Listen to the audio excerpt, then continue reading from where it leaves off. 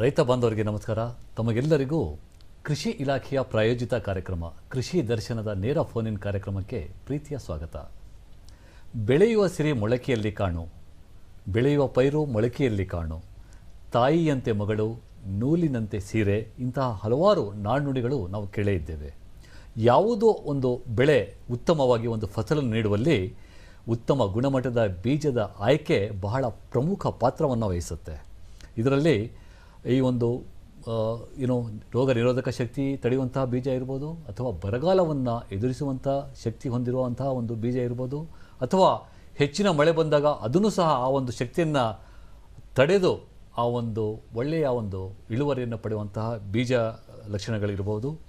ಹೀಗೆ ಎಲ್ಲ ಒಂದು ಸಂದಿಗ್ಧ ಪರಿಸ್ಥಿತಿಗಳಲ್ಲಿ ಬೀಜ ಉತ್ತಮವಾದ ಒಂದು ಬೀಜದ ಆಯ್ಕೆ ತುಂಬ ಪ್ರಮುಖ ಪಾತ್ರವನ್ನು ರೈತರ ಒಂದು ಜೀವನದಲ್ಲಿ ವಹಿಸುತ್ತೆ.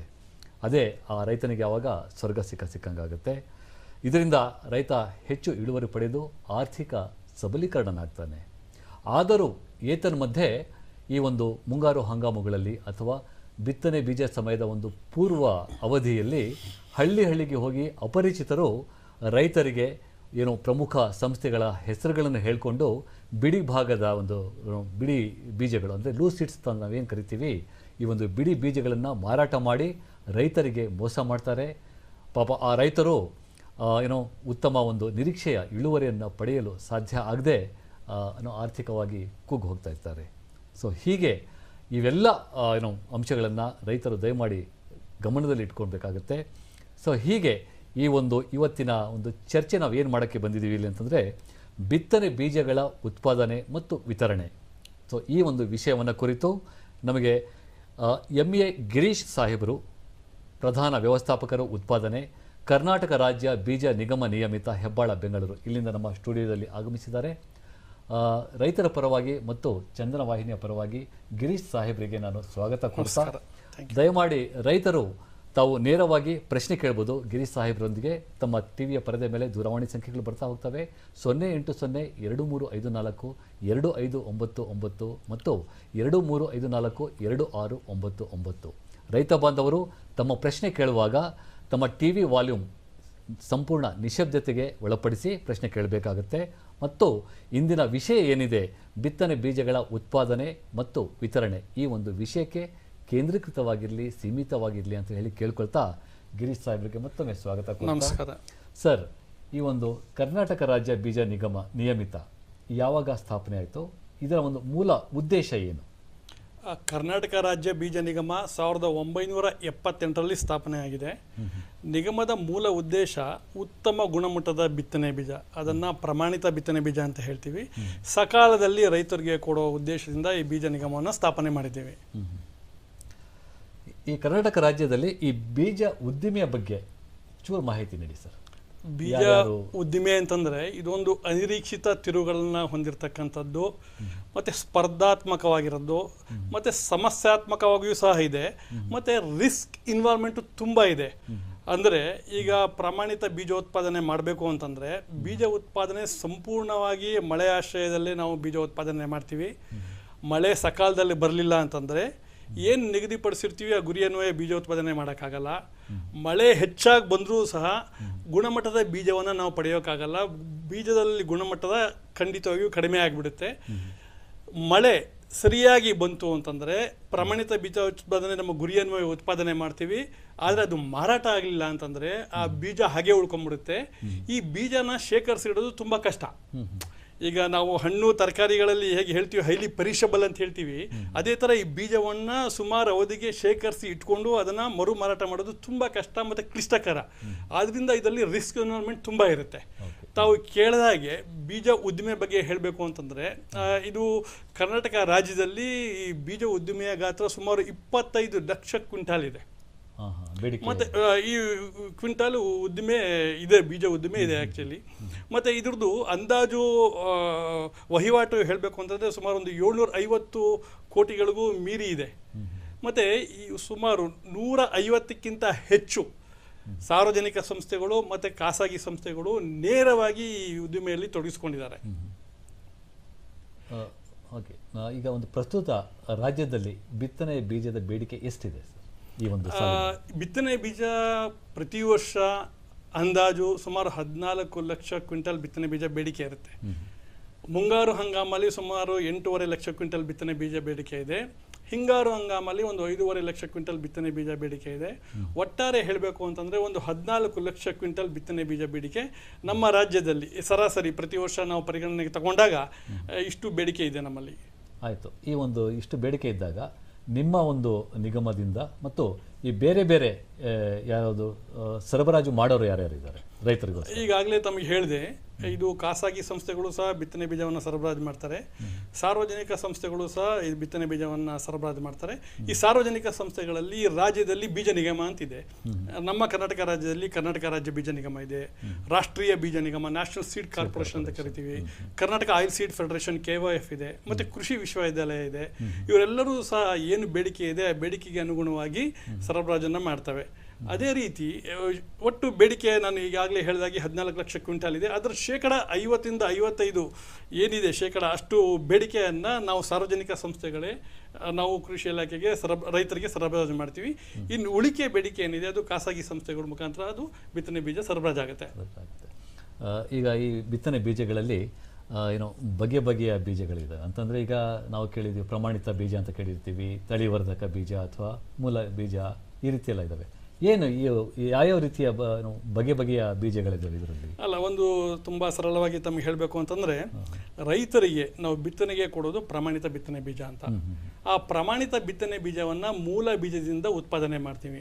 ಆ ಮೂಲ ಬೀಜವನ್ನು ತಳಿವರ್ಧಕ ಬೀಜದಿಂದ ಉತ್ಪಾದನೆ ಮಾಡ್ತೀವಿ. ಅಂದರೆ ಪ್ರಮಾಣಿತ ಬೀಜ ಉತ್ಪಾದನೆಗೆ ನನಗೆ ತಳಿವರ್ಧಕ ಬಿತ್ತನೆ ಬೀಜ ಬೇಕು. ಈ ತಳಿವರ್ಧಕ ಬಿತ್ತನೆ ಬೀಜಗಳು ಅಂತಂದರೆ ಕೃಷಿ ವಿಶ್ವವಿದ್ಯಾಲಯಗಳಲ್ಲಿ ಅಥವಾ ಸಂಸ್ಥೆಗಳಲ್ಲಿ ಅವರು ತಳಿ ವಿಜ್ಞಾನಿಗಳು ಯಾರಿರ್ತಾರೆ ಅವರು ಅದನ್ನು ಅಭಿವೃದ್ಧಿಪಡಿಸಿರ್ತಾರೆ.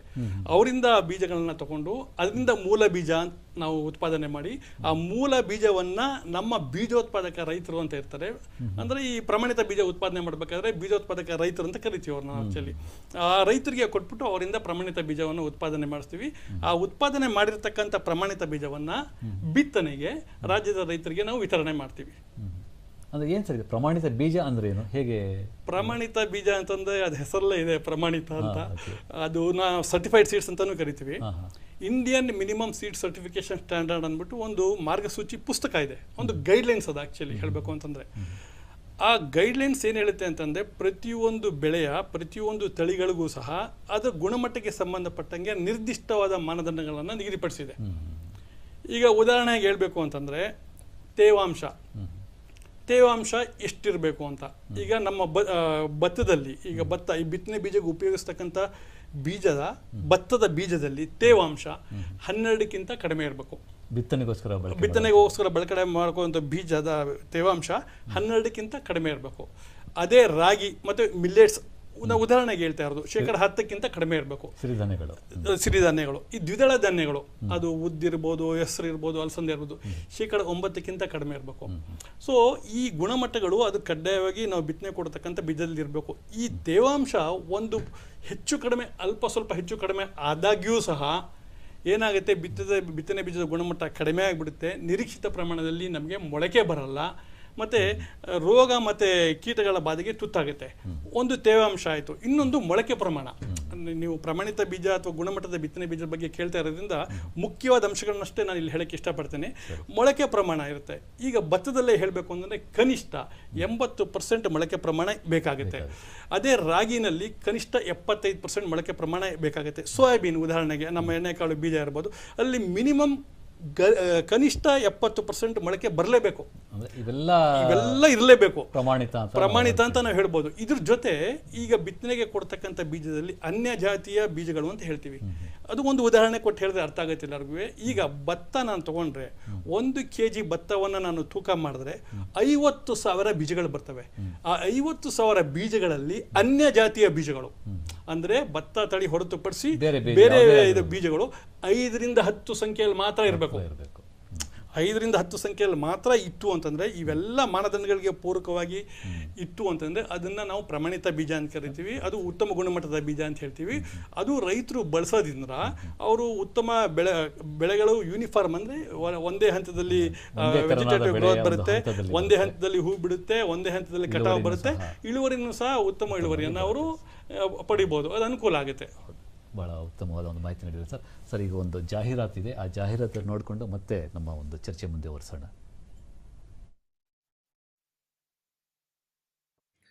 ನಮಸ್ಕಾರ ರೈತ ಬಾಂಧವರೇ.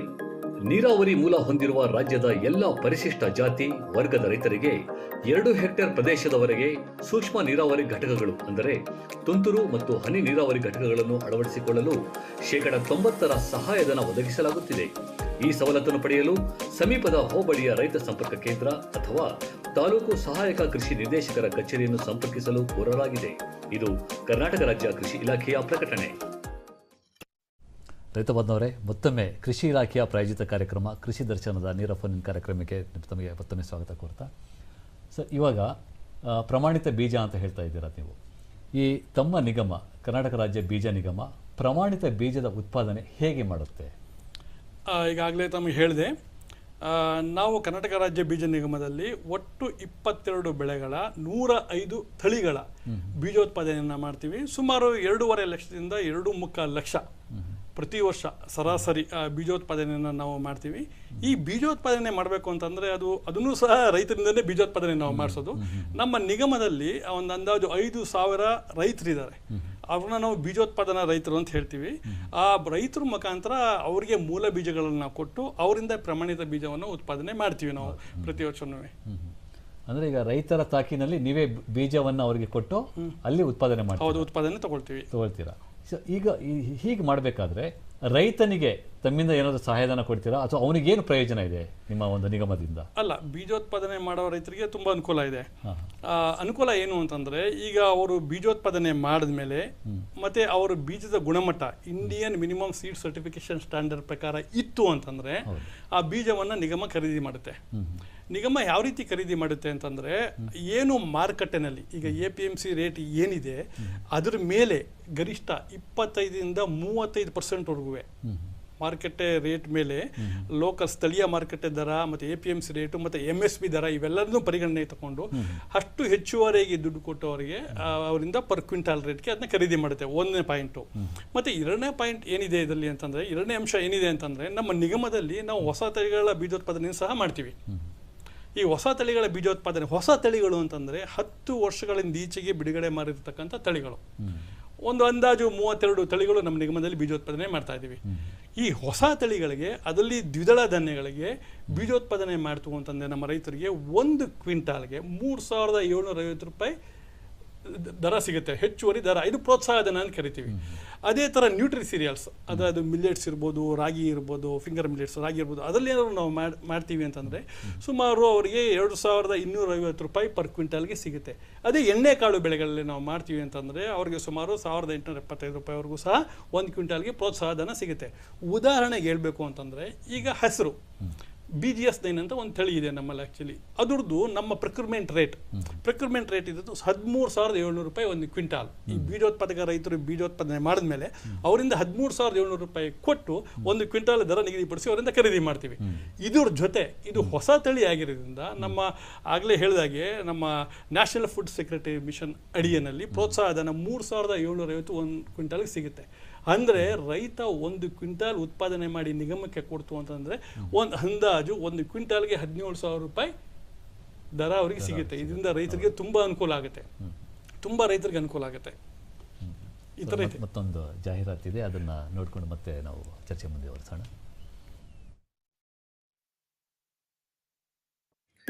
ನಮಸ್ಕಾರ ರೈತ ಬಾಂಧವರೇ. ನೀರಾವರಿ ಮೂಲ ಹೊಂದಿರುವ ರಾಜ್ಯದ ಎಲ್ಲ ಪರಿಶಿಷ್ಟ ಜಾತಿ ವರ್ಗದ ರೈತರಿಗೆ 2 ಹೆಕ್ಟೇರ್ ಪ್ರದೇಶದವರೆಗೆ ಸೂಕ್ಷ್ಮ ನೀರಾವರಿ ಘಟಕಗಳು ಅಂದರೆ ತುಂತುರು ಮತ್ತು ಹನಿ ನೀರಾವರಿ ಘಟಕಗಳನ್ನು ಅಳವಡಿಸಿಕೊಳ್ಳಲು 90% ಸಹಾಯಧನ ಒದಗಿಸಲಾಗುತ್ತಿದೆ.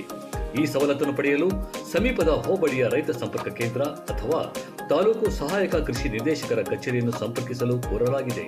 ಇದು ಕರ್ನಾಟಕ ರಾಜ್ಯ ಕೃಷಿ ಇಲಾಖೆಯ ಪ್ರಕಟಣೆ. ಸರ್, ಮತ್ತೊಮ್ಮೆ ಈ ಒಂದು ಕಾರ್ಯಕ್ರಮಕ್ಕೆ ಸ್ವಾಗತ ಕೋರ್ತಾ, ಈ ಒಂದು ಬಿತ್ತನೆ ಬೀಜದ ಉತ್ಪಾದನೆ ನೀವು ಮಾಡ್ತಾ ಇದ್ದೀರಾ, ಅದರಲ್ಲೂ ರೈತರ ತಾಕಿನಲ್ಲಿ ಉತ್ಪಾದನೆ ಮಾಡ್ತಾ ಇದ್ದೀರಾ, ಕೈಗೊಳ್ತಾ ಇದ್ದೀರಾ.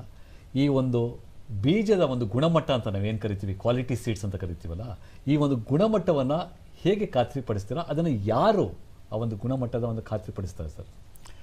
ಒಳ್ಳೆ ಪ್ರಶ್ನೆ ಕೇಳಿದ್ದೀರಾ.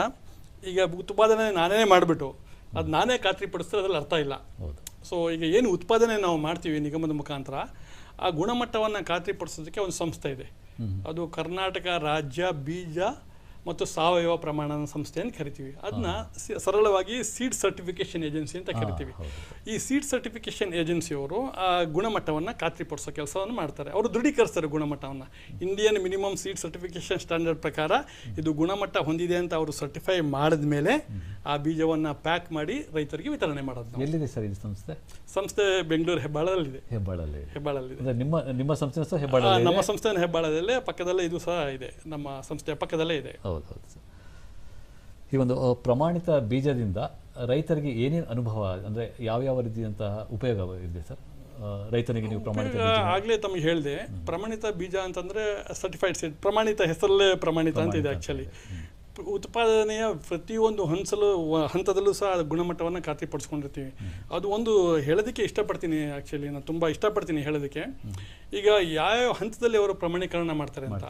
ಈಗ ರೈತರ ಹತ್ರ ಬೀಜೋತ್ಪಾದನೆ ತಗೋಬೇಕು ಅಂತಂದರೆ, ಈಗ ಮೂಲ ಬೀಜ ನಾನು ಕೊಡ್ತೀನಿ ರೈತರಿಗೆ, ಅದರಿಂದ ಅವರು ಪ್ರಮಾಣಿತ ಬೀಜ ಉತ್ಪಾದನೆ ಮಾಡ್ತಾರೆ.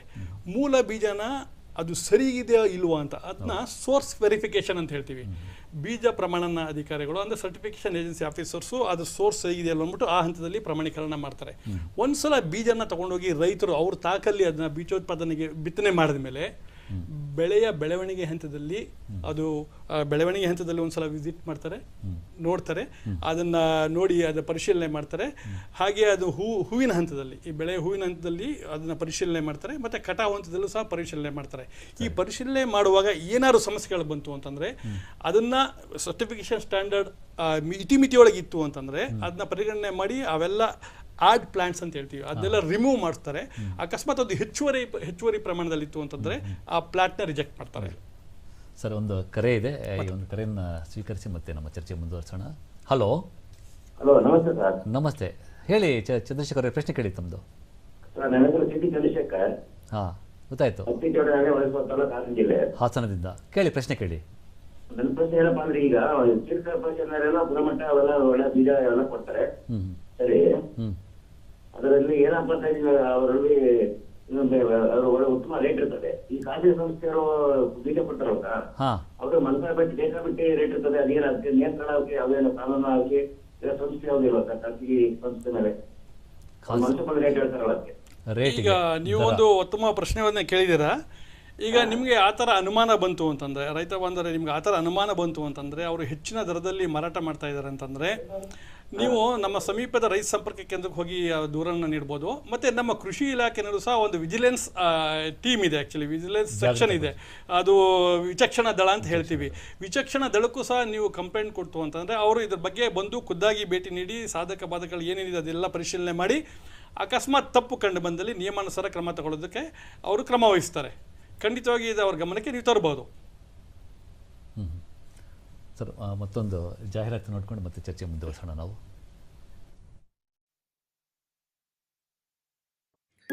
ನಮಸ್ಕಾರ ರೈತ ಬಾಂಧವರೇ. ನೀರಾವರಿ ಮೂಲ ಹೊಂದಿರುವ ರಾಜ್ಯದ ಎಲ್ಲ ಪರಿಶಿಷ್ಟ ಜಾತಿ ವರ್ಗದ ರೈತರಿಗೆ 2 ಹೆಕ್ಟೇರ್ ಪ್ರದೇಶದವರೆಗೆ ಸೂಕ್ಷ್ಮ ನೀರಾವರಿ ಘಟಕಗಳು ಅಂದರೆ ತುಂತುರು ಮತ್ತು ಹನಿ ನೀರಾವರಿ ಘಟಕಗಳನ್ನು ಅಳವಡಿಸಿಕೊಳ್ಳಲು 90% ಸಹಾಯಧನ ಒದಗಿಸಲಾಗುತ್ತಿದೆ. ಈ ಸವಲತ್ತನ್ನು ಪಡೆಯಲು ಸಮೀಪದ ಹೋಬಳಿಯ ರೈತ ಸಂಪರ್ಕ ಕೇಂದ್ರ ಅಥವಾ ತಾಲೂಕು ಸಹಾಯಕ ಕೃಷಿ ನಿರ್ದೇಶಕರ ಕಚೇರಿಯನ್ನು ಸಂಪರ್ಕಿಸಲು ಕೋರಲಾಗಿದೆ. ಇದು ಕರ್ನಾಟಕ ರಾಜ್ಯ ಕೃಷಿ ಇಲಾಖೆಯ ಪ್ರಕಟಣೆ. ಸರ್, ಮತ್ತೊಂದು ಕಾರ್ಯಕ್ರಮಕ್ಕೆ ಸ್ವಾಗತ. ಈಗ ಚಂದ್ರಶೇಖರ್ ಅವರು ಹಾಸನದಿಂದ ಒಂದು ದರದ ಒಂದು ನಿಯಂತ್ರಣ ಇರೋದಿಲ್ಲ, ಹೇಗೆ ಬೇಕಾಗಿ ಖಾಸಗಿ ಸಂಸ್ಥೆಯವರು ಅದನ್ನು ದರನ ನಿಗದಿಪಡಿಸಿ ಮಾರಾಟ ಮಾಡ್ತಾರೆ ಅಂತ ಹೇಳಿದರು. ಸೊ ಇದಕ್ಕೆ ಒಂದು ಮತ್ತೊಂದು ಕರೆ ಇದೆ ಸರ್, ಒಂದು ಕರೆ ಸ್ವೀಕರಿಸೋಣ. ಹಲೋ. ಹಲೋ, ರಾಜೇಶ್ ಅವರು ಚಿಂತಾಮಣಿಯಿಂದ. ಸರ್ ನಮಸ್ಕಾರ. ನಮಸ್ಕಾರ. ಜಿಲ್ಲೆಯವರು ಮಾತಾಡಿ ಸರ್. ಸರ್, ಏನಂದ್ರೆ ಈ ಬಯಲುಸೀಮೆ ವ್ಯಾಪ್ತಿ ನಮ್ಮ ಜಿಲ್ಲೆಗಳು ತುಮಕೂರು, ಕೋಲಾರ, ಚಿಕ್ಕಬಳ್ಳಾಪುರ, ಮತ್ತೆ ಇದು ರಾಮನಗರ, ಬೆಂಗಳೂರು ಗ್ರಾಮಾಂತರ ಬೆಂಗಳೂರು. ಇಲ್ಲಿ ಸುಮಾರು ನಾವು ಸೀಡ್ಸ್ ಎಲ್ಲ RSK ಅಲ್ಲಿ ರೈತ ಸಂಪರ್ಕ ಕೇಂದ್ರ ಇದು ಯಾವುದು ನಮ್ಮ ಸರ್ಕಾರಿ ಸ್ವಾಮ್ಯದ ಹೋಬಳಿ ಹೊಂದಿರ್ತದೆ, ಅಲ್ಲಿ ಸೀಡ್ಸ್ ಎಲ್ಲ ಪರ್ಚೇಸ್ ಮಾಡ್ಕೊಂಡಿದೀವಿ. ಇದುವರೆಗೂ ಮಳೆ ಇಲ್ಲ, ಎಲ್ಲ ಸ್ಟೋರ್ ಮಾಡಿದೀವಿ. ದಿಢೀರ್ನೆ ಅವರು 20-30% ರೇಟ್ ಜಾಸ್ತಿ ಮಾಡ್ಬಿಟ್ಟಿದ್ದಾರೆ. ಯಾಕಂದ್ರೆ మన ಬರ ಬಂದಿತ್ತಲ್ಲ, ಅದಕ್ಕೋಸ್ಕರ ಇನ್ನೊಂದು ಬರೆ ಅನ್ಕೊಂತೀನಿ ರೈತರಿಗೆ ಪಾಪ.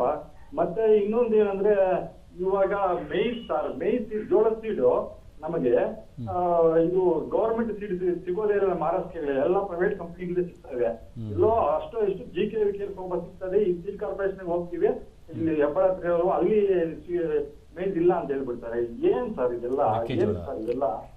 1,200 ಕೊಟ್ಟು ನಾವೆಲ್ಲ ಮೇಯ್ಸಿ ತರಬೇಕು. ಉತ್ತರ ಕೊಡ್ತೀವಿ. ಈಗ ಅವ್ರು ಹೇಳಿದ್ದು ಸ್ಪಷ್ಟವಾಗಿ ಅರ್ಥ ಆಗಿದೆ. ಈಗ ಅವ್ರು ಹೇಳಿದ್ದು ಕರೆಕ್ಟ್ ಇದೆ. ಈಗ ನಾ ಆಗಲೇ ಹೇಳಿದೆ, ನಮ್ಮ ಸಾರ್ವಜನಿಕ ಸಂಸ್ಥೆಗಳು ಏನು ಮಾಡ್ತೀವಿ ಅಂತಂದರೆ ತುಂಬ ಹೆಚ್ಚು ಪ್ರಮಾಣದಲ್ಲಿ ಕಡಿಮೆ ಲಾಭದಾಯಕ ಆಗಿರ್ತಕ್ಕಂಥ ಹೈ ಈಲ್ಡಿಂಗ್ ವೆರೈಟೀಸ್ ಅಂತ ಅಧಿಕ ಇಳುವರಿ ಬರ್ತಕ್ಕಂಥದ್ದು ಮಾಡ್ತೀವಿ. ಈ ಖಾಸಗಿ ಸಂಸ್ಥೆಗಳು ಏನು ಮಾಡ್ತಾರೆ ಅವರು ಅಂತಂದರೆ ನಮಗೆ ತದ್ವಿರುದ್ಧವಾಗಿ ಅವ್ರು ಏನು ಮಾಡ್ತಾರೆ, ಹೆಚ್ಚು ಲಾಭದಾಯಕ ಇರತಕ್ಕಂಥದ್ದು, ಹೆಚ್ಚು ಮೌಲ್ಯ ಇರತಕ್ಕಂಥ ಸಂಕಲನ ಬೀಜೋತ್ಪಾದನೆ ಮಾಡ್ತಾರೆ. ಸಂಕಲನ ಅಂತಂದರೆ ಹೈಬ್ರಿಡ್ ಸೀಡ್ ಪ್ರೊಡಕ್ಷನ್ ಮಾಡ್ತಾರೆ ಅವರು. ಈಗ ಇವರು ಒಂದು ಉತ್ತಮವಾದ ಪ್ರಶ್ನೆಯನ್ನು ಕೇಳಿದ್ದಾರೆ. ಅದು GKVKನಲ್ಲಿ ಅಂದರೆ ಗಾಂಧಿ ಕೃಷಿ ವಿಜ್ಞಾನ ಕೇಂದ್ರ ಕೃಷಿ ವಿಶ್ವವಿದ್ಯಾಲಯ ಇರ್ಬೋದು ಅಥವಾ ನಮ್ಮ ಬೀಜ ನಿಗಮದಲ್ಲೇ ಇರ್ಬೋದು, ಇತ್ತೀಚೆಗೆ ನಾವು ಮೆಕ್ಕೆಜೋಳದ್ದು ತಳಿಗಳನ್ನು ಅಭಿವೃದ್ಧಿಪಡಿಸಿದ್ದೀವಿ. ಈಗ ಕೃಷಿ ವಿಶ್ವವಿದ್ಯಾಲಯದಲ್ಲಿ MH14-5 ಅಂದ್ಬಿಟ್ಟು ಒಂದು ತಳಿಯನ್ನು ಅಭಿವೃದ್ಧಿಪಡಿಸಿದ್ವಿ. ನಮ್ಮ ನಿಗಮದಲ್ಲಿ BRMH 8 ಅನ್ನೋ ತಳಿಗಳನ್ನ ನಾವು ಅಭಿವೃದ್ಧಿಪಡಿಸಿದ್ವಿ. ಈ ತಳಿಗಳು ಸಹ ಈಗ ಪ್ರಾಯೋಗಿಕವಾಗಿ ಈಗ ನಾವು ಅದನ್ನು ಅಂದರೆ ಈಗ ಪ್ರಾರಂಭ ಮಾಡಿದ್ದೀವಿ. ಆ್ಯಕ್ಚುಲಿ ಅದನ್ನು ಹೆಚ್ಚುವರಿ ಮುಂದಿನ ದಿನಗಳಲ್ಲಿ ಹೆಚ್ಚುವರಿ ಅದನ್ನು ಪ್ರೊಡಕ್ಷನ್ ಮಾಡಿಬಿಟ್ಟು ರೈತರಿಗೆ ಸಿಗುವಂಥ ಖಂಡಿತವಾಗಿ ಪ್ರಯತ್ನ ಪಡ್ತೀವಿ. ಸರಿ, ಮತ್ತೊಂದು ಕರೆ ಇದೆ. ಗುಂಡ್ಲುಪೇಟೆಯಿಂದ ನಾಗೇಂದ್ರ ಅನ್ನೋರು ಕರೆ ಮಾಡಿದ್ದಾರೆ. ಹಲೋ. ನಾಗೇಂದ್ರ, ತಮ್ಮ ಟಿವಿ ವಾಲ್ಯೂಮ್ ಸ್ವಲ್ಪ ಸಂಪೂರ್ಣ ಬಂದ್ ಮಾಡಿ, ಕಡಿಮೆ ಮಾಡಿ. ಸರ್, ನಾವು ಗುಂಡ್ಲುಪೇಟೆ ನಾಗೇಂದ್ರ ಅಂತ ಮಾತಾಡಿ ಸರ್. ನಾವು ಒಂದು 2 ಎಕರೆ ಜಮೀನು ತಗೊಂಡಿದ್ವಿ. ಅದಕ್ಕೆ ಭೂಮಿ ಅದ್ರ ಏನು ಕಬ್ಬು ಹಾಕಿದ್ರೆ ಯಾವ ರೀತಿ ಎಷ್ಟು ಇಳುವರಿ ಹಾಕ್ಬೇಕು ಏನು ಅಂತ ಕೇಳಿ. ಅಲ್ಲ, ನೀವು ಕಬ್ಬು ಹಾಕಬೇಕು ಅಂತಂದರೆ ನಮ್ಮ ಗುಂಡ್ಲುಪೇಟೆಯಲ್ಲೇ ಸಹಾಯಕ ಕೃಷಿ ನಿರ್ದೇಶಕರ ಕಚೇರಿ ಇದೆ. ದಯಮಾಡಿ ಅಲ್ಲಿಗೆ ಭೇಟಿ ಮಾಡಿ. ಯಾವ್ಯಾವ ತಳಿಗಳು ಸೂಕ್ತ ಇದೆ. ನಮ್ಮ ಗುಂಡ್ಲುಪೇಟೆ, ಚಾಮರಾಜನಗರದಲ್ಲಿ, ಮಂಡ್ಯ ಕಡೆ ಎಲ್ಲ ಕಬ್ಬು ಜಾಸ್ತಿ ಬೆಳಿತೀವಿ ನಾವು. ಆ್ಯಕ್ಚುಲಿ ತುಂಬ ಅಲ್ಲಿ ಗುಂಡ್ಲುಪೇಟೆ ಕಬ್ಬು ತುಂಬ ಜಾಸ್ತಿ ಬೆಳಿತೀವಿ ನಾವು. ಅವರಿಗೆ ನೀವು ಭೇಟಿ ಮಾಡಿ ಅವ್ರ ಹತ್ರ ಚರ್ಚೆ ಮಾಡ್ತು ಅಂತಂದರೆ ಸಮಗ್ರವಾದ ಮಾಹಿತಿಯನ್ನು ಕೊಡ್ತಾರೆ ಅವರು ನಿಮಗೆ. ಯಾವ ತಳಿಯನ್ನು ಹಾಕಬೇಕು, ಅದು ಎಷ್ಟು ರಸಗೊಬ್ಬರಗಳ ಪ್ರಮಾಣ ಯಾವ ಹಂತದಲ್ಲಿ ಹಾಕಬೇಕು, ಕೀಟ ಮತ್ತು ಪೀಡನಾಶಕಗಳನ್ನ ಹೇಗೆ ಬಳಸಬೇಕು ಅನ್ನೋದ್ರ ಬಗ್ಗೆ ಸಮಗ್ರವಾಗಿ ಮಾಹಿತಿಯನ್ನು ಕೊಡ್ತಾರೆ. ಹೌದು ಸರ್. ಮತ್ತೊಂದು ಕರೆ ಇದೆ. ದಕ್ಷಿಣ ಮೂರ್ತಿ ಅವರು. Hello sir. Hello sir. Sir ನಮಸ್ಕಾರ ಸರ್. ನಮಸ್ಕಾರ. ನಮ್ಗೆ ನುಗ್ಗೆ ಬೀಜ ಬೇಕಾಯ್ತು ಸರ್. ನುಗ್ಗೆ ಬೀಜ ಬೆಳೆಯಕ್ಕೆ ನುಗ್ಗೆ ಗಿಡ. ಈಗ ನುಗ್ಗೆ ಗಿಡ ನಮ್ಮ ರಾಯಚೂರು ಯೂನಿವರ್ಸಿಟಿನಲ್ಲಿ ಭಾಗ್ಯ ಅಂತ ತಳಿ ಇದೆ. ಅದು ತುಂಬ ಚೆನ್ನಾಗಿ ಅದರದ್ದು ಪರ್ಫಾರ್ಮೆನ್ಸ್ ತುಂಬ ಚೆನ್ನಾಗಿದೆ. ಸುಮಾರು ಜನ ರೈತರುಗಳಿಗೂ ಸಹ ನಾವು ರೆಫರ್ ಮಾಡಿದ್ದೀವಿ ಅಲ್ಲಿಂದ ತಗೊಳ್ಳಿ ಅಂದ್ಬಿಟ್ಟು. ರಾಯಚೂರು ಕೃಷಿ ವಿಶ್ವವಿದ್ಯಾಲಯದಲ್ಲಿ ತಾವು ಭೇಟಿ ಮಾಡ್ತು ಅಂತಂದರೆ ಖಂಡಿತವಾಗಿ ನಿಮಗೆ ಸಿಗುತ್ತೆ. ಅವರು ರೀಸನಬಲ್ ರೇಟಲ್ಲಿ ಅಂದರೆ ನಿಮಗೆ ಒಂದು ಸಮಾಧಾನಕರ ಬೆಲೆಯಲ್ಲಿ ಅವರು ವಿತರಣೆ ಮಾಡ್ತಾರೆ. ದಯಮಾಡಿ ರಾಯಚೂರು ಕೃಷಿ ವಿಶ್ವವಿದ್ಯಾಲಯನ ಸಂಪರ್ಕ ಮಾಡಿ. ಸರ್, ಈಗ ಅದೇ ನಾನು ಅದೊಂದು ಪ್ರಶ್ನೆ ಕೇಳ್ತಾ ಇದ್ದೆ ತಮಗೆ. ಈ ಖಾಸಗಿ ಸಂಸ್ಥೆ, ಒಂದು ಒಳ್ಳೆಯ ಸಂಸ್ಥೆ ಹೆಸರು ಹೇಳ್ಕೊಂಡು ಕೆಲವರು ಮಾರಾಟ ಮಾಡ್ತಾ ಇರ್ತಾರೆ. ನಾನು ನನ್ನ ಒಂದು ಪೀಠಿಕೆಯಲ್ಲಿ ಹೇಳ್ತಾ ಇದ್ದೀನಿ. ಈ ರೀತಿ ಮಾಡಿದಾಗ ಆ ರೈತರು ಅಂತಹ ಒಂದು ಬಿತ್ತನೆ ಬೀಜಗಳನ್ನು ಮಾಡಿರ್ಬೋದು ಅಥವಾ ಬೇರೆ ಯಾವುದೇ ರೀತಿಯಾದಂಥ ಒಂದು ಬೀಜಗಳನ್ನು ತೊಗೊಂಬಂದು ಅವರನ್ನು ಬಿತ್ತನೆ ಮಾಡಿ ಮೊಳಕೆ ಬಂದಿಲ್ಲ ಅಂತ ಹೇಳಿ ಒಂದು ದೂರು ನೀಡಿದಾಗ, ಕಳಪೆ ಬೀಜ ಅಂತ ಹೇಳಿ ಕಂಡು ಬಂದಾಗ ತಾವು ತಮ್ಮ ಸಂಸ್ಥೆ ಅಥವಾ ನಿಗಮದಿಂದ ಯಾವ ರೀತಿ ಒಂದು ರೈತರಿಗೆ ಒಂದು ಹಿತನುಡಿ ಹೇಳಬೇಕು ಅಂತಂದ್ರೆ, ಈ ರೈತರು ಏನು ಬಿತ್ತನೆ ಬೀಜ ಖರೀದಿ ಮಾಡ್ತಾರೆ, ಅವರು ಆ ಬಿತ್ತನೆ ಮಾಡಿ ಆ ಬೆಳೆ ಕಟಾವು ಆಗೋವರೆಗೂ ಸಹ ಆ ಬಿತ್ತನೆ ಬೀಜ ಚೀಲನ ಜಾಗೃತರಾಗಿ ಇಟ್ಕೊಂಡಿರ್ಬೇಕು. ಮತ್ತೆ ಏನು ಕ್ಯಾಶ್ ಬಿಲ್ ಅಂದರೆ ಬಿತ್ತನೆ ಬೀಜ ಕೊಂಡ್ಕೊಳ್ಳೋಕ್ಕೆ ಹಣ ಪಾವತಿ ಮಾಡಿರ್ತೀವಿ, ಅದಕ್ಕೆ ಒಂದು ಬಿಲ್ ರೆಸಿಪ್ಟ್ ಕೊಟ್ಟಿರ್ತಾರಲ್ಲ, ಆ ಬಿಲ್ ರೆಸಿಪ್ಟ್ನ ಕಡ್ಡಾಯವಾಗಿ ಇಟ್ಕೋಬೇಕು. ಮತ್ತೆ ಪ್ರಮಾಣಿತ ಬೀಜ ಆಯಿತು ಅಂತಂದ್ರೆ ಆ ಬೀಜದ ಪ್ಯಾಕೆಟ್ ಮೇಲೆ ಅಲ್ಲಿ ಟ್ಯಾಗ್ಸ್ ಇರುತ್ತೆ. ಆ ಟ್ಯಾಗ್ ಇರುತ್ತೆ, ಎರಡು ಲೇಬಲ್ಸ್, ಅದನ್ನ ಲೇಬಲ್ಸ್ ಅಂತ ನೀವು ಕರಿತೀವಿ, ಅದನ್ನ ಟ್ಯಾಗ್ ಅಂತ ನಾವು ಕರಿತೀವಿ. ಆ್ಯಕ್ಚುಲಿ ಅದು ಸರ್ಟಿಫಿಕೇಶನ್ ಏಜೆನ್ಸಿಯವರು ಇಶ್ಯೂ ಮಾಡ್ತಾರೆ. ಆ ಟ್ಯಾಗಲ್ಲಿ ಅದು ಯಾವ ಬೀಜ, ಅದು ಯಾವ ತಳಿ, ಅದು ಯಾವ ಮಾಹೆಯಲ್ಲಿ ಯಾವ ವರ್ಷದಲ್ಲಿ ಅದನ್ನು ಉತ್ಪಾದನೆ ಮಾಡಿದ್ದೀವಿ, ಮತ್ತು ಯಾವ ಕೇಂದ್ರದಿಂದ ಉತ್ಪಾದನೆ ಮಾಡಿದ್ದೀವಿ, ಅದು ಹಾವೇರಿ ಕೇಂದ್ರದಲ್ಲಿ ಮಾಡಿದೀವ, ಧಾರವಾಡ ಕೇಂದ್ರದಲ್ಲಿ ಮಾಡಿದೀವ ಅಥವಾ ಬೆಂಗಳೂರು ಕೇಂದ್ರದಲ್ಲಿ ಮಾಡಿದೀವ ಅನ್ನೋದು ಸಮಗ್ರವಾದ ಮಾಹಿತಿ ಇರುತ್ತೆ. ಮತ್ತು ಅದರ ಅವಧಿ ಬಿತ್ತನೆ ಬೀಜದ ಅವಧಿ ಅದೊಂದು ಎಕ್ಸ್ಪೈರಿ ಡೇಟ್ ಅಂತ, ಎಲ್ಲದಕ್ಕೂ ಒಂದು ಎಕ್ಸ್ಪೈರಿ ಡೇಟ್ ಅಂತ ಇರುತ್ತೆ. ಅದೇ ರೀತಿ ಬಿತ್ತನೆ ಬೀಜಕ್ಕೂ ಒಂದು ಎಕ್ಸ್ಪೈರಿ ಡೇಟ್ ಇರುತ್ತೆ. ಆ ಮಾಹಿತಿಯನ್ನು ಅವರು ಕಡ್ಡಾಯವಾಗಿ ಇಟ್ಕೊಂಡು ಈ ಥರ ಸಮಸ್ಯೆಗಳು ಆಯಿತು ಅಂತಂದರೆ ರೈತ ಸಂಪರ್ಕ ಕೇಂದ್ರದ ಅಧಿಕಾರಿಗಳಿಗೆ ಹೋಗಿ ಅವರ ದೂರನ್ನು ಕೊಡ್ಬೋದು, ಅಥವಾ ವಿಚಕ್ಷಣ ದಳ ಏನು ವಿಜಿಲೆನ್ಸ್ ಟೀಮ್ ಅಂತಿದೆ ಅವ್ರಿಗೂ ಸಹ ದೂರನ್ನು ಕೊಡ್ಬೋದು. ಅಲ್ಲೂ ಸಹ ಸಮಸ್ಯೆಗೆ ಪರಿಹಾರ ಸಿಗುತ್ತೆ. ಇವೆಲ್ಲ ತೋರಿಸ್ತು ಅಂತಂದರೆ ಅವರು ಸಹ ಒಂದು ಟೀಮ್ ಮಾಡಿ ಇನ್ಸ್ಪೆಕ್ಷನ್ ಮಾಡಿಸಿ ಅದು ಬೀಜದಿಂದ ಸಮಸ್ಯೆ ಆಯಿತು ಅಂತಂದರೆ ಖಂಡಿತವಾಗಿ ಅದ್ರ ಬಗ್ಗೆ ನಿಯಮಾನುಸಾರ ಕ್ರಮ ತಗೊಳ್ತಾರೆ. ಆದಾಗ್ಯೂ ಸಹ ನಮ್ಮ ರೈತ ಬಾಂಧವರು ಈ ಎಲ್ಲ ದಾಖಲಾತಿಗಳನ್ನ ಇಟ್ಕೊಂಡು ಗ್ರಾಹಕರ ವೇದಿಕೆಗೂ ಹೋಗಿ ಅಲ್ಲಿಂದನೂ ಸಹ ಪರಿಹಾರ ಪಡ್ಕೋಬಹುದು. ಅವಕಾಶ ಇದೆ. ತಮ್ಮ ನಿಗಮದಿಂದ ಈ ಬಿತ್ತನೆ ಬೀಜದ ಸಂಸ್ಕರಣೆ ಏನಾದರೂ ಮಾಡ್ತಾರಾ? ಅದು ಮಾಡಿದ್ರೆ ಹೇಗೆ? ಖಂಡಿತವಾಗಿಯೂ ಸಂಸ್ಕರಣೆ ಮಾಡ್ತೀವಿ. ಈಗ ತಮಗೆ ಹೇಳಿದೆ, ಒಳ್ಳೆ ಪ್ರಶ್ನೆ ಕೇಳಿದಿರ ತಾವು. ಒಟ್ಟು 5,000 ಜನ ಬೀಜೋತ್ಪಾದಕ ರೈತರಿಂದ ಬೀಜೋತ್ಪಾದನೆ ಮಾಡ್ತೀವಿ. ಅವರು ಉತ್ಪಾದನೆ ಮಾಡಿ ಕಟಾವು ಆದ ತಕ್ಷಣ ಅದನ್ನ ಪ್ಯಾಕ್ ಮಾಡಿ ರೈತರಿಗೆ ನಾವು ಬಿತ್ತನೆ ಬೀಜ ತಗೊಳ್ಳಿ ಅಂತ ಕೊಡೋಕ್ಕಾಗಲ್ಲ. ಏನಿದೆ ಆ ಬೀಜ ಕಟಾವು ಮಾಡೋದು ಬೀಜನ ನಾವು ಬಲ್ಕ್ ಸೀಡ್ ಅಂತ ಕರಿತೀವಿ. ಆ ಬಲ್ಕ್ ಸೀಡಲ್ಲಿ ಕಲ್ಲಿರುತ್ತೆ, ಮಣ್ಣಿರುತ್ತೆ, ಅಥವಾ ಬೆಳೆಗಳ ತ್ಯಾಜ್ಯ ಇರುತ್ತೆ. ಮತ್ತೆ ಈಗ ನಮಗೆ ಕಾಣಲ್ಲ ಕಣ್ಣಿಗೆ. ಆ್ಯಕ್ಚುಲಿ ಆ ಗ್ರೈನ್ಸಲ್ಲಿ ಸಣ್ಣ ಸಣ್ಣ ಪಿನ್ ಹೋಲ್ಸ್ ಅಂತ ಹೇಳ್ತೀವಿ, ಇನ್ಸೆಕ್ಟ್ ಡ್ಯಾಮೇಜ್ ಆಗಿರುತ್ತೆ. ಈಗ ಮಳೆ ಜಾಸ್ತಿ ಬಂದ್ಬಿಡ್ತು ಅಂತಂದರೆ ಆ ಗ್ರೈನ್ಸು ಅಂಡರ್ ವೇಟ್ ಇರುತ್ತೆ. ಅಂದರೆ ತೂಕದಲ್ಲಿ ಪ್ರತಿಯೊಂದು ಗ್ರೈನ್ಸ್ಗೂ ಸಹ 100 ಟೆಸ್ಟ್ ವೇಟ್, ಗ್ರೈನ್ ವೆಯ್ಟ್ ಅಂತ ಎಲ್ಲ ಇರುತ್ತೆ. ಆ್ಯಕ್ಚುಲಿ ಅದೆಲ್ಲ ಪ್ರಮಾಣ ಕಡಿಮೆ ಆಗುತ್ತೆ. ಶ್ರಿವೆಲ್ಡ್ ಗ್ರೈನ್ಸ್ ಇರುತ್ತೆ, ಅದನ್ನ ಹಾಗೆ ಪ್ಯಾಕ್ ಮಾಡಿ ರೈತರು ಕೊಡೋಕ್ಕಾಗಲ್ಲ. ಅದಕ್ಕೆ ಏನು ಮಾಡ್ತೀವಿ, ಆ ಬೀಜಗಳನ್ನ ನಮ್ಮ ಸಂಸ್ಕರಣಾ ಘಟಕಗಳಿಗೆ ತರ್ತೀವಿ. ನಮ್ಮ ನಿಗಮದಲ್ಲಿ ಒಟ್ಟು 25 ಸಂಸ್ಕರಣಾ ಘಟಕಗಳಿವೆ. ಒಟ್ಟು 33 ಸಂಸ್ಕರಣಾ ಯಂತ್ರೋಪಕರಣಗಳಿವೆ. ಅದರಲ್ಲಿ ಸಂಸ್ಕರಣೆ ಮಾಡಿ ಆದ ಉತ್ತಮ ಬೀಜಗಳನ್ನ ಪ್ಯಾಕೆಟ್ ಮಾಡಿ ಪಟ್ಟಣೀಕರಣ ಮಾಡಿ ರೈತರಿಗೆ ವಿತರಣೆ ಮಾಡ್ತೀವಿ. ಸರ್, ಇಷ್ಟೊತ್ತು ತಾವು ರೈತ ಬಾಂಧವರಿಗೆ ಬಿತ್ತನೆ ಬೀಜದ ಉತ್ಪಾದನೆ ಮತ್ತು ವಿತರಣೆ ಬಗ್ಗೆ ಸಾಕಷ್ಟು ಮಾಹಿತಿಯನ್ನು ನೀಡಿದ್ದಾರೆ. ನೋಡಿ ರೈತ ಬಾಂಧವರೇ, ಯಾವಾಗಲೂ ನಾವು ಬಿತ್ತನೆ ಬೀಜ, ವಿಶೇಷವಾಗಿ ಬಿತ್ತನೆ ಬೀಜವನ್ನು ಕೊಂಡ್ಕೊಳ್ಬೇಕಾದ್ರೆ ಅಂಗಡಿಯಲ್ಲಿರ್ಬೋದು, ಅಥವಾ ನಿಮ್ಮ ಯಾವುದೇ ರೀತಿಯಂಥ ರೈತ ಸಂಪರ್ಕ ಕೇಂದ್ರಗಳಿರ್ಬೋದು, ಅಥವಾ ನೀವು ಯಾರಿಂದ ಬಿತ್ತನೆ ಬೀಜವನ್ನು ಕೊಂಡ್ಕೊಳ್ತಾ ಇದ್ದೀರಾ, ಆವಾಗ ಸಾಹೇಬರು ಹೇಳಿದ ಹಾಗೆ ಆ ಒಂದು ಲೂಸ್ ಸೀಡ್ಸ್ ಆಗಿರ್ಬೋದು, ಅಂದರೆ ಬಿಡಿಯ ಒಂದು ಬೀಜಗಳನ್ನು ಯಾವಾಗಲೂ ಮಾರಾಟ ಮಾಡೋರ ಹತ್ರ ಖರೀದಿ ಮಾಡಬಾರ್ದು. ಆದರೆ ಏನು ಮಾಡಬೇಕು ಅಂತಂದರೆ, ಆ ಒಂದು ಪ್ಯಾಕೆಟ್ ಅಥವಾ ಒಂದು ಚೀಲ ಏನಿರುತ್ತೆ, ಆ ರೀತಿಯಾದ ಒಂದು ಸಂಪೂರ್ಣವಾದ ಒಂದು ಚೀಲವನ್ನು ತಾವು ಕೊಂಡ್ಕೊಳ್ಬೇಕು. ಕೊಂಡ್ಕೊಂಡಾಗ ಆ ಒಂದು ಅಂಗಡಿಯಿಂದ ಅಥವಾ ಒಂದು ಸಂಸ್ಥೆಯಿಂದ ಬಿಲ್ಲನ್ನು ಪಡೆದುಕೊಳ್ಬೇಕು. ಮತ್ತು ಆ ಒಂದು ಚೀಲದಲ್ಲಿರುವ ಎಲ್ಲ ಟ್ಯಾಗ್ಗಳು ಅಥವಾ ಲೇಬಲ್ಗಳು ಏನಿದ್ದಾವೆ, ಅದು ಮೊಳಕೆ ಬಂದು ಒಂದು ಉತ್ತಮ ಇಳುವರಿ ಕೊಡುವವರೆಗೂ ಆ ಒಂದು ಲೇಬಲ್ಗಳು ತಮ್ಮ ಹತ್ರನೇ ಸುರಕ್ಷಿತವಾಗಿ ಭದ್ರವಾಗಿ ಇಟ್ಕೊಳ್ಬೇಕು ಅಂತ ಹೇಳಿ ಒಂದು ಒಳ್ಳೆಯ ಒಂದು ಸಂದೇಶ ನೀಡಿದ್ದಾರೆ. ಕಳಪೆ ಅಂತ ಬಂದಾಗ ಇವೆಲ್ಲ ಏನೋ ಲೇಬಲ್ ಆಗಿರ್ಬೋದು ಅಥವಾ ಚೀಲದ ಏನೋ ಮಾಹಿತಿ ಇದೆ, ಎಲ್ಲದರೂ ತಾವು ಬಿಲ್ ಎಲ್ಲ ಕೊಡಬೇಕಾಗುತ್ತೆ. ಸೊ ಹೀಗೆ ತಾವು ಮುಂಜಾಗ್ರತಾ ಕ್ರಮವಾಗಿ ಯಾರಿಂದ ತಾವು ಬೀಜಗಳನ್ನು ಕೊಂಡ್ಕೊಳ್ತಾ ಇದ್ದೀರಾ, ಮತ್ತು ಅದರ ತಳಿ ಏನು, ಯಾವ ಒಂದು ಗುಣಮಟ್ಟ ಹೊಂದಿದೆ ಅನ್ನೋದನ್ನು ಖಾತ್ರಿಪಡಿಸ್ಕೊಂಡು ತಾವು ದಯಮಾಡಿ ಆ ಒಂದು ಬೀಜವನ್ನು ಪಡೆದುಕೊಳ್ಬೇಕಂತ ಹೇಳಿ ಕೇಳ್ಕೊಳ್ತಾ, ಇಷ್ಟೊತ್ತು ರೈತರ ಪರವಾಗಿ ಬಿತ್ತನೆ ಬೀಜದ ಒಂದು ಉತ್ಪಾದನೆ ಮತ್ತು ವಿತರಣೆ ಬಗ್ಗೆ ಸಾಕಷ್ಟು ಮಾಹಿತಿ ನೀಡಿದ್ದಾರೆ ಸರ್. ರೈತ ಬಾಂಧವರ ಪರವಾಗಿ ಹಾಗೂ ಚಂದನ ವಾಹಿನಿಯ ಪರವಾಗಿ ತಮಗೆ ಧನ್ಯವಾದಗಳನ್ನು ಸಲ್ಲಿಸ್ತೇನೆ ಸರ್. ಮತ್ತೊಮ್ಮೆ ಎಲ್ಲರಿಗೂ ಧನ್ಯವಾದಗಳು. ಈ ಬೀಜ ಉತ್ಪಾದನೆಗೆ ಸಂಬಂಧಪಟ್ಟಂಗೆ ಏನಾದರೂ ಮಾಹಿತಿ ಬೇಕು ಅಂತಂದರೆ ದಯಮಾಡಿ ನೇರವಾಗಿ ನನ್ನೇ ಕಾಂಟ್ಯಾಕ್ಟ್ ಮಾಡ್ಬೋದು. ನನ್ನ ಮೊಬೈಲ್ ಸಂಖ್ಯೆ 9449532181. ಅದು ಪರದೆ ಮೇಲೆ ಬರ್ತಾ ಹೋಗುತ್ತೆ, ಪರದೆ ಮೇಲೂ ಬರ್ತಾ ಇದೆ. ಖಂಡಿತವಾಗಿ ಅದನ್ನು ನೋಟ್ ಡೌನ್ ಮಾಡ್ಕೋಬೋದು. Thank you.